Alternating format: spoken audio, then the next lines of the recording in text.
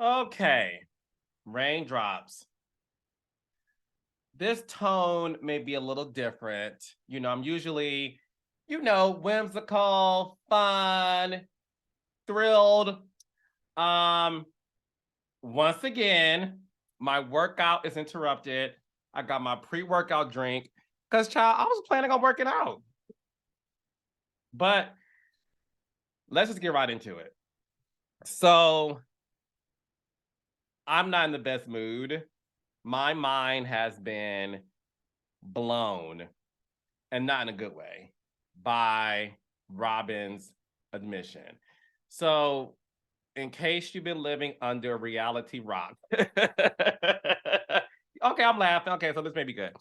Um, Yesterday, Robyn Dixon from the Real Housewives of Potomac revealed that um she knew all along that Robyn was definitely talking to a blonde woman, and she knew about it. They dealt with it, and he allegedly said something along the lines of, "It was the pandemic. I was bored."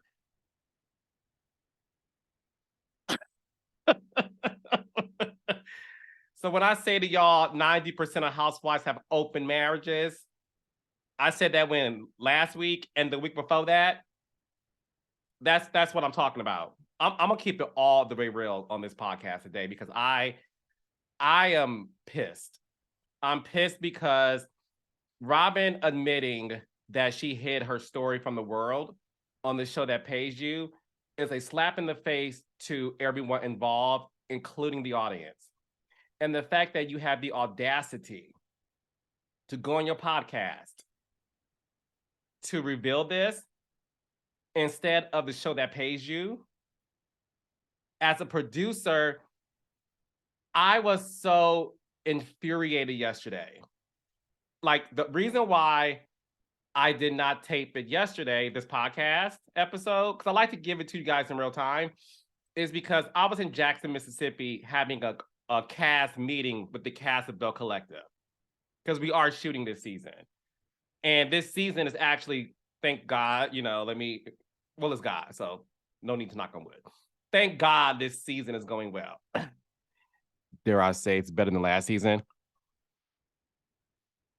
But even the fact that, the season is going well, Carlos King, with many jobs, still flew to Jackson, Mississippi, because I wanted to sit down with my cast, because we are in the middle of filming and we have a couple more weeks left. I wanted them to know, like, this is what's working, this is what isn't working in terms of just the issues you have when you're shooting any show, whether it's scripted or unscripted. There's always issues, right? And I love this show so much that I went down to Jackson, Mississippi for 7 hours. I didn't even stay overnight, but that's my commitment to the show.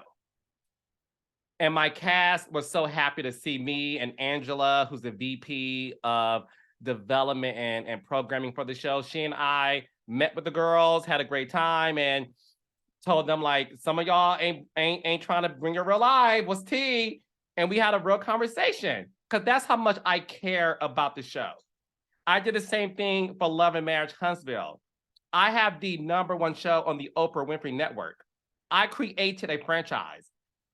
I could easily sit on a freaking lounge in Cabo with a mocktail and say, I got a #1 podcast, the #1 show. I'm good. No, I took my Black self to Huntsville, also met with them for 7 hours because of my commitment to the show. And we have the #1 show. But that goes to show you I'm still committed. So the fact that Robyn Dixon I was so disturbed by the revelation because it was filled with, like, nonchalantness and laughter. And I want to say this. I met Robyn in Miami when the girls were in Miami, and I happened to be there. Don't ask me why. Don't be that nosy. So I like Robyn. Y'all know I love Giselle. And Sharice was there. Me, Sharice, Giselle, and Robyn, we were in their room. Thank you, Giselle, for not being uncomfortable being in the room with me. We were in the room for an hour, kikiing, laughing, joking, and talking about the show. And you know, listen, they're fans of me. I'm fans of them. It was a great kiki. We literally sat there for an hour kikiing. I met Karen. Me and Karen fanned out for each other. I love the girls. And my anger has to do with the fact that I don't know what is going on right now when it comes to Potomac. This, and I said this a month ago, this season is the second worst season of the entire franchise. Season 1 was awful. It is what it is. Because those women, they played in our faces, acting like they're, you know, this etiquette, whatever. It was BS. But after that, they got over that hump, and the show has been great. I've always said there was something off about this season, and now I know what it is. None of y'all are living your real lives.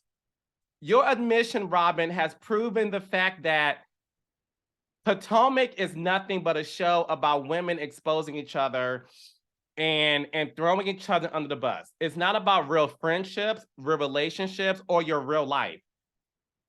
It's not about that anymore. I feel like the only persons who really want to give their real lives and really are looking for a connection with the cast is Candace, Wendy, child, even Mia. I feel like Mia's like, I want to give my real life, but I guess this is how reality works. We fake it. We don't. So when Mia lies, hey, Mia, you know I love you, but you be lying. Okay? Not Michael B. Jordan, honey. Mia be lying, child. And I love you, Mia. I'm a mama Mia.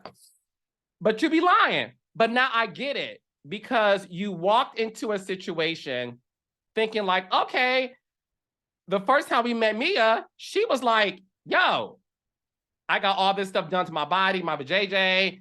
This is what I do. She came in like, I'm being myself. And all of a sudden, we started to see these holes in Mia's story. And now I realize it's because Mia saw these other girls coast scene after scene, not talking about what's really going on. And I feel like Mia was like, well, shoot, why would I expose my life if this is what we do? It's very disappointing to learn that we spent this entire half-assed season with these made-up storylines about Chris Bassett. And yes, I'm going to say made up. I'm going to say that because I allegedly was told that a few of the housewives had a meeting before filming about what the storyline was going to be, and that this Chris Bassett stuff was part of that conversation. That's what I was told. Allegedly, that's what happened. Based on Robyn's admission, I now believe it. I believe it. I believe it. You got on a podcast and spilled tea about Juan cheating on you. Y'all dealt with it. He was being an idiot, and it took a minute to get through it. And maybe, this is your words, not mine, maybe that had to do with the wedding not happening.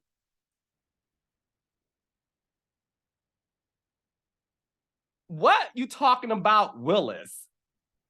So you mean to tell me you spent months filming a reality show where you were exposing everyone's alleged reality instead of spilling your own tea? And Giselle, you're next. You know I love you.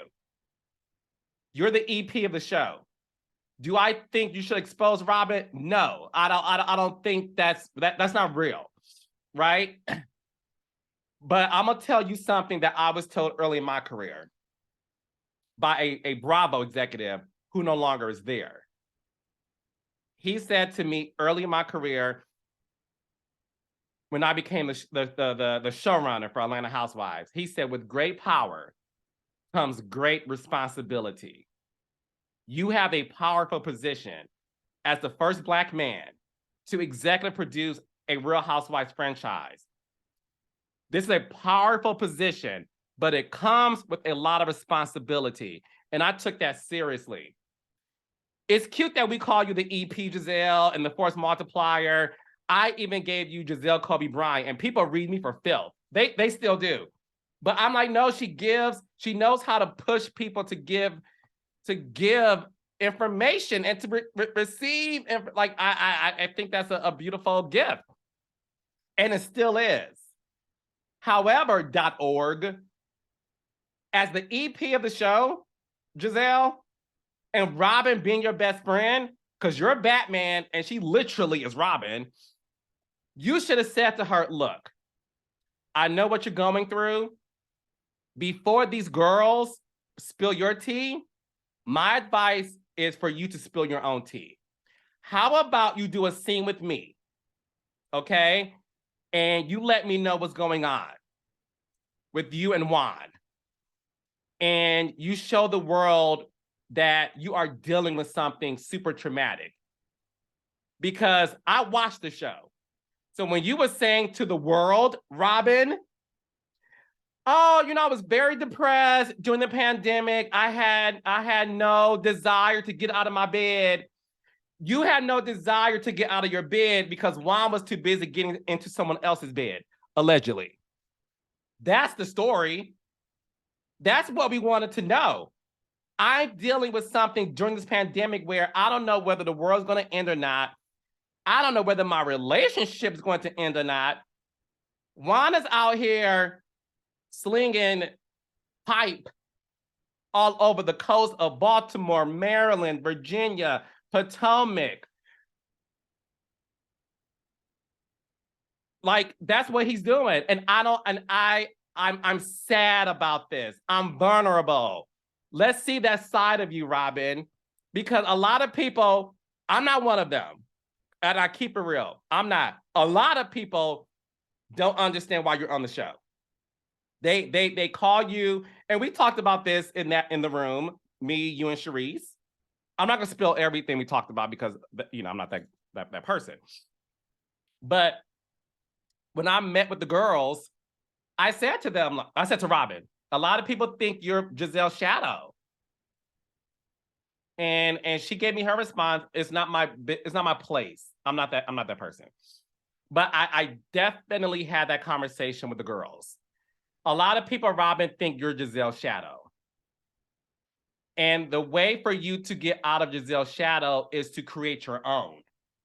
And you are sitting on a gold mine in terms of what the fans really want to see. They don't care about, I'm so pissed because while you were going through this, y'all had the audacity to make these false accusations, and I'm gonna say false. These false accusations last season about Eddie, Wendy's husband. And I felt bad for Wendy. Because I'm gonna keep saying this. I feel like Wendy and Candace truly wants to form a connection with this cast. Wendy and Candace have the best intentions in terms of we want to give a great reality show. The OGs, y'all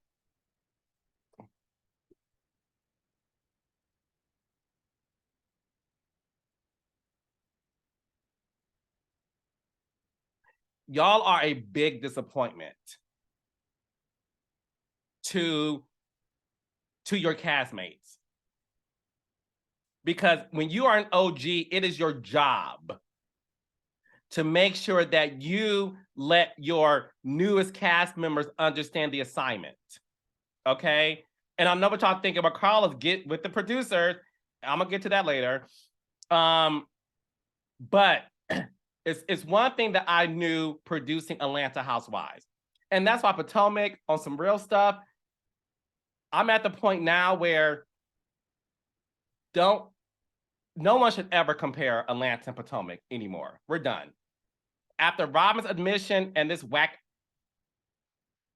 child, YouTube finds you when you cuss. So I'm trying not to cuss. But on my audio podcast, y'all would get the explicit version. It's an insult to ever compare Potomac to Atlanta. Now, look, Atlanta latest seasons haven't been great. I've been honest about it. I'm very honest. I'm honest about Beverly Hills. I said Beverly Hills last season was off. Y'all know I go up for Kyle. I said this publicly. Kyle is my favorite housewife. I'm honest when it comes to Kyle. Y'all know I'm very honest when it comes to Atlanta. And I'm gonna be real when it comes to Potomac. Potomac, your season sucks. It's not great. And now I know why. Y'all are literally grasping at straws. Let's expose this person. Let's expose. Instead of giving us something real. And then, Robyn, you had the unmitigated gall to say, yeah, the girl was DMing everybody, and the Giselle chimed in, yeah, she DM'd me too. And Robyn goes, well, yeah, because I just assumed the other girls would bring it up, and I was ready for them to do it. What? Who raised y'all?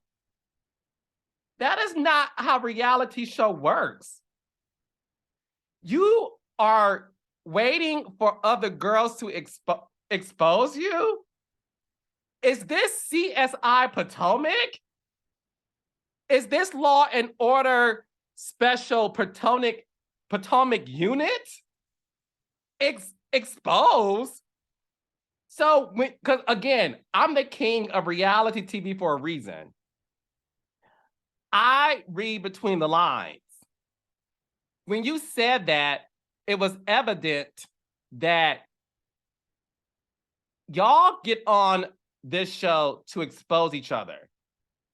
And y'all literally sit in scene conspiring about who's going to expose someone. None of y'all are in this moment trying to give us something unique and real.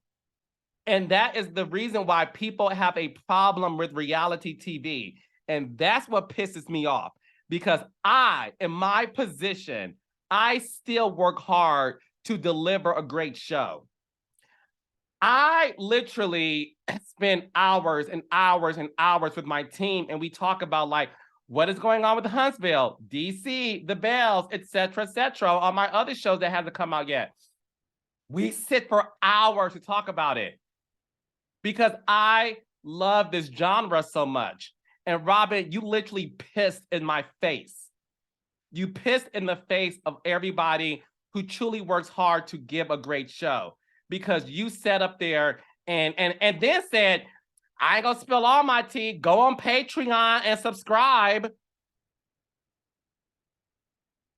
You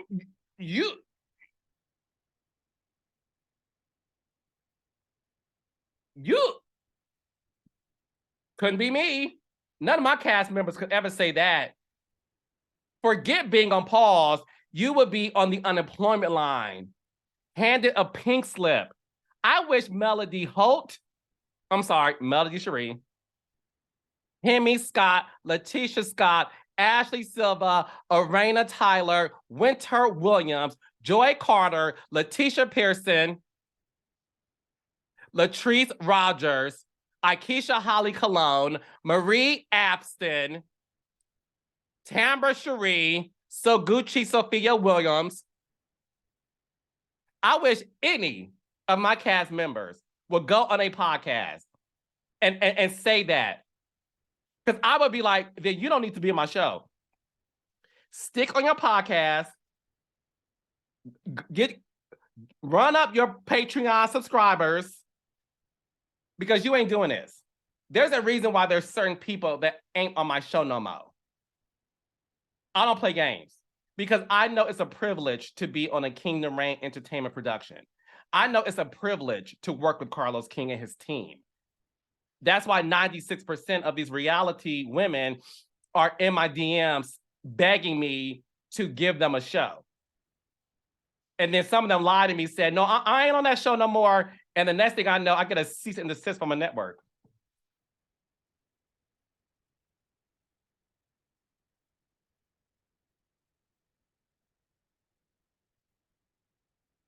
I'm like, well, she told me she wasn't on the show anymore.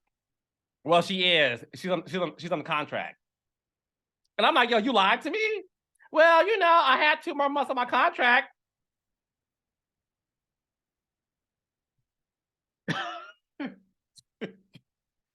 Child, my life is, if y'all only knew what I go through. Anyways,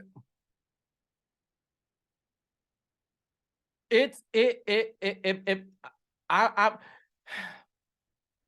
it's the reason why when I cast reality shows, I'm very particular about who I give the job to. Okay? Because what Robyn just revealed is indicative of why people join reality TV for the wrong reasons.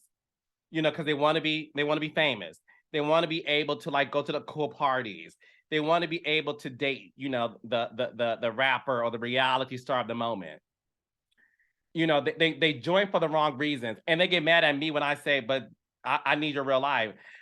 Some things are off limits. What job can you go to and tell somebody that's off limits? If you are a telemarketer and your job is to call people and you tell your boss, I ain't doing all that, child, that's off limits. I ain't about to sit up here and waste my time calling folks. But you're a telemarketer. I ain't doing all that. I don't know what job can LeBron go to work and say, yo, I don't feel like dribbling right now. I just don't. I don't feel like it. You know what? I don't feel like posting up and defending, I don't feel like it. Y'all disrespect the reality TV genre so much that y'all really use these shows for clout. And y'all do it so that y'all can tell your high school friends who bullied y'all, look at me now. When I think about Atlanta Housewives, the earlier days, and y'all heard Cynthia Bailey, Sheree Whitfield, and Marlon Hampton on my podcast, how they were like, one thing about Carlos, he pushed us to be real. Like he pushed us to give our real lives. I literally would sit hours talking to those Atlanta Housewives like, we gotta get real. Get real. And Potomac, y'all ain't doing none of that. And I don't know what's going on because I was raised underneath the Real Housewives banner. And that's why some of these new producers, and again, listen, of course I know the showrunner of Potomac, and he's my mentee and I love him. I haven't spoken to him because I like to keep that separate. And this has nothing to do with him. I want to stick, because I saw some of y'all say, well, Carlos, where's Eric? y'all are funny. Candace, you exposed Eric, honey. I love it. I do know that some producers aren't in the job for the right reasons. I don't know if producers were aware of Robyn's issues. If they were, that's bad. Did no one sit Robyn down and say, you need to give us this? Can I tell y'all, when I was the showrunner of season 6, I had separate meetings with each housewife and said, we have to deliver great story that y'all are really going through.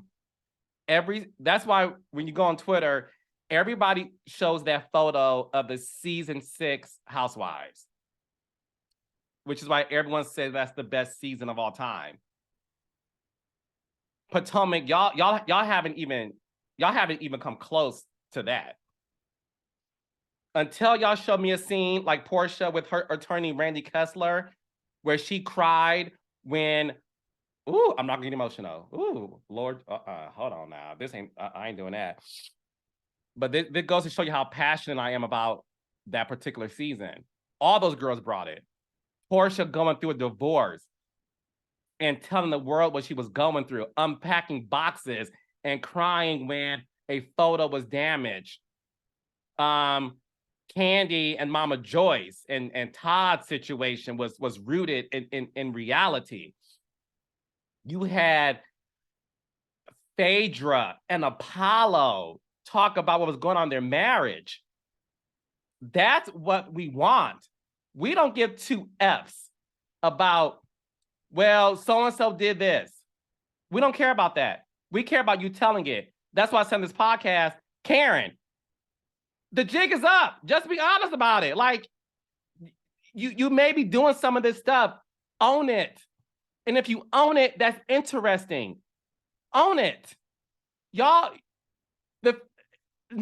this whole Chris Bassett BS that y'all had a meeting about, allegedly, to make this y'all storyline, that didn't work for Lisa Vanderpump when she did it, allegedly. It doesn't work. When these housewives lie and make up stories, y'all get the boot. I've seen it happen, personally. I've seen somebody lose their job because of it. I've said Lisa Rinna also, Lisa Rinna quitting sent a strong message to the state of housewives that if y'all don't be real in scenes, y'all can get the boot. The Real Housewives of Potomac is in trouble. It is. Because Robyn's revelation exposed how that show is operated, and that's not good. There's nothing good about it. There's nothing good about it. It's at the point now where it's like, what's the point of watching the whole season? Like, next week's the finale. I mean, this week. This Sunday's the finale. I said this too. Y'all made this Chris Bassett situation the #1 story, and we still don't have Giselle and Chris talking about it. It goes to show you how fake it was.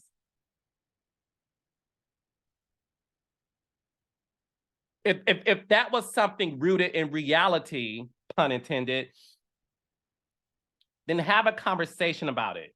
When Lanithia Monique Johnson leaks once removed, okay, call Peter the B word and say, get out of women's business.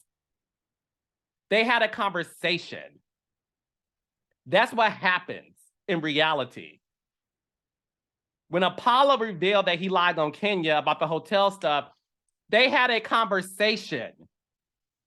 Because that's what happens when it's rooted in reality. And y'all wonder why The Real Housewives of Miami is the best housewives show right now, and they're running circles around y'all. Because they are giving reality. And before I end, y'all need to cut it with making these Real Housewives shows about a shade fest. That pisses me off. Y'all think it's cute to shade. Yes, honey, I read her. That was a good read. Why is this show becoming about shade fest? That's not why we like the show. That's why when I talk about Married to Medicine, I'm always like, y'all sleeping on Married to Medicine. That's a great show. It's the greatest show on Bravo, my opinion. Because they talk about real life stuff and they give you funny moments and they throw shade, but it's not a shade fest.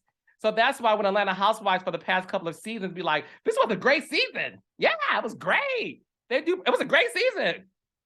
And then you watch it and you're like, what was great about it? And then it hit me because I was talking to Kenya last season. Let me not even go there because I ain't trying to get nobody in trouble because you know they be calling people.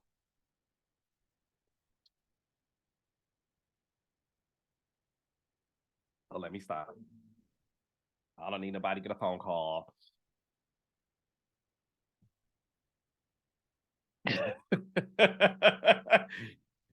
You are banned from going on Carlos' podcast. Anyways, let me stop. But anyways, it hit me that wait, when y'all go on press and y'all say, no, this is a great season. And then you're like, why? Because y'all had an argument? And that's when it hit me like, y'all equate arguments and a good read as a great season. And that's why I'm hard on reality shows, because you're doing a disservice to the audience.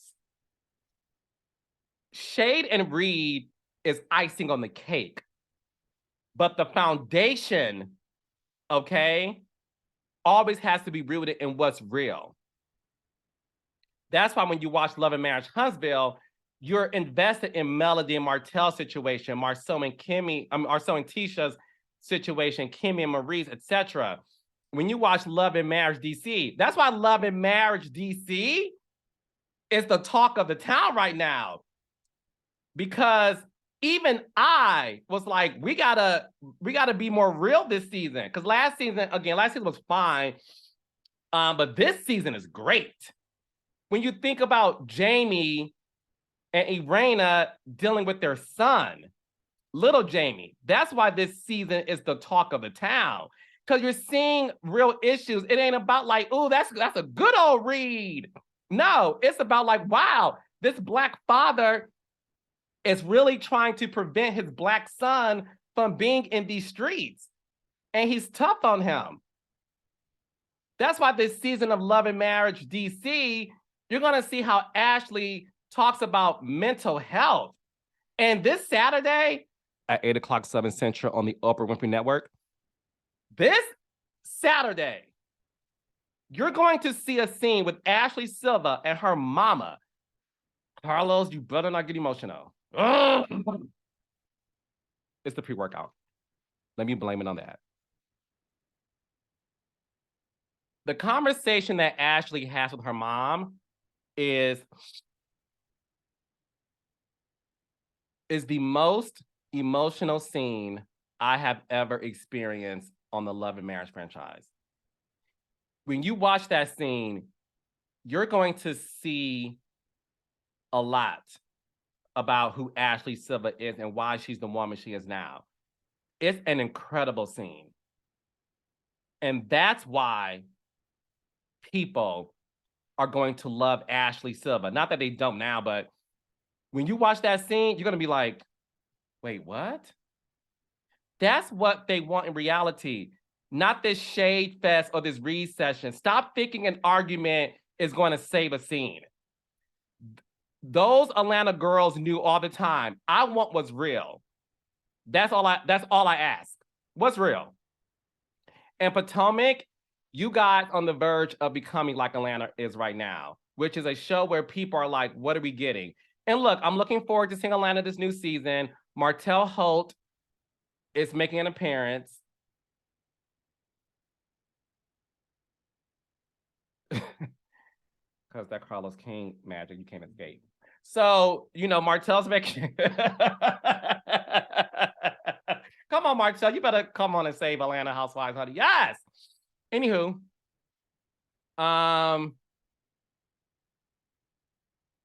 Potomac ladies, if y'all listening, because I know y'all are, please take this as my passion for the show and my desire to see y'all win again. I think y'all should just suck it up and say this season was a loss. It wasn't great. And there's no stretch of the imagination that it was. It wasn't. Giselle, you're gonna have to give us some personal story. The jig is up. I love you. And you know what's, and before I end, me and Giselle had the time of our lives at Portia's wedding. When I say me and Giselle kikied for 2 hours, and I didn't say this to her, but I when I was leaving, I was like, wow, I really wish people knew this side of Giselle. She is fun. And she's,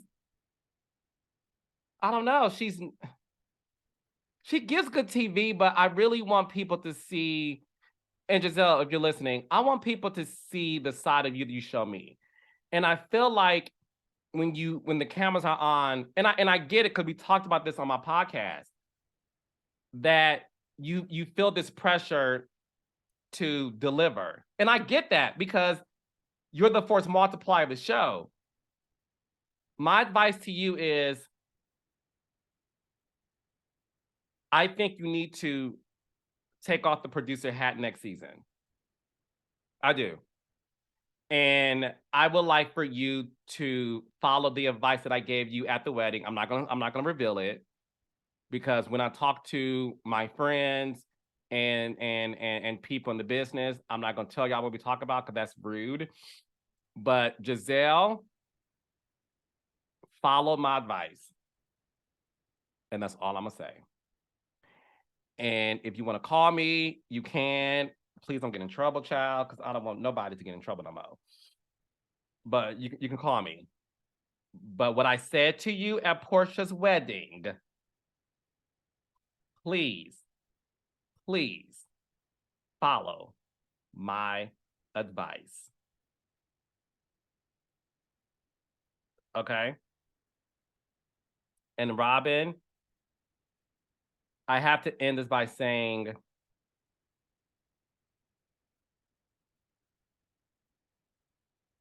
I'm just disappointed.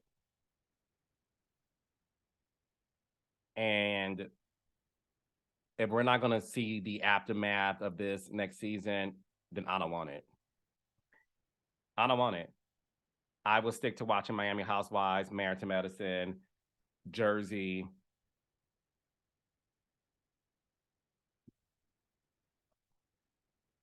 I don't want it.